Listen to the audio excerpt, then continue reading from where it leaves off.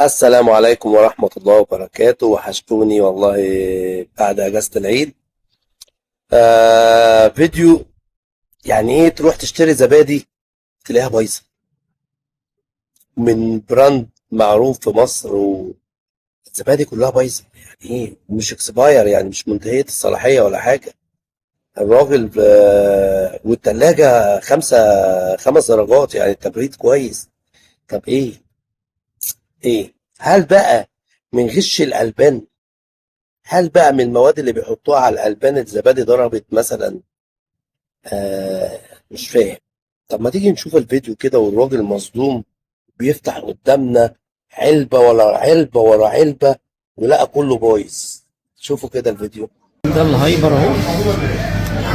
ناخد مجموعه من اللي موجوده من التشغيله اللي محفوظه المفروض هنا اهي.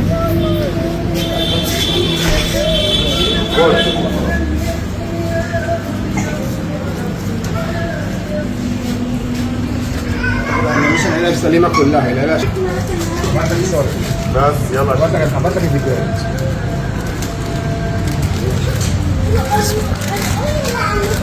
بص يا باشا، بص يا باشا، بص يا باشا، بص يا باشا، ده اول واحده. ماشي، بسم الله. بص يا باشا، ده تاني واحده. طبعا احنا عندك في الهايبر طبعا مش هقول ايه احنا فين، في اي هايبر يعني. ماشي، ادي رقم التشغيله بتاعته وده البتاع. احنا جايبينها من عنده يعني. دي سليم. شايف يا باشا؟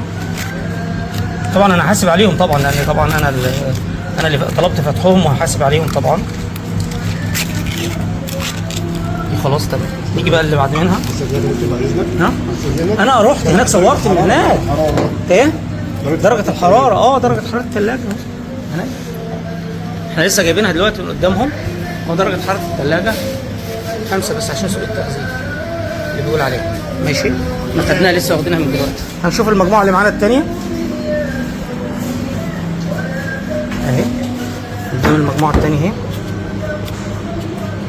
الموضوع ده افور معانا باسبوع، وكان رد اسلوب للاسف سيء.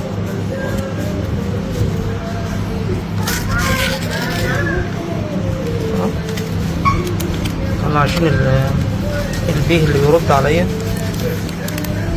يقول ان ايه.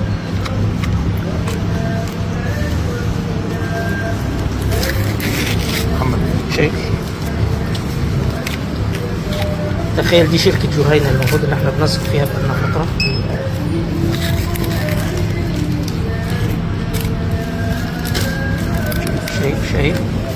شايف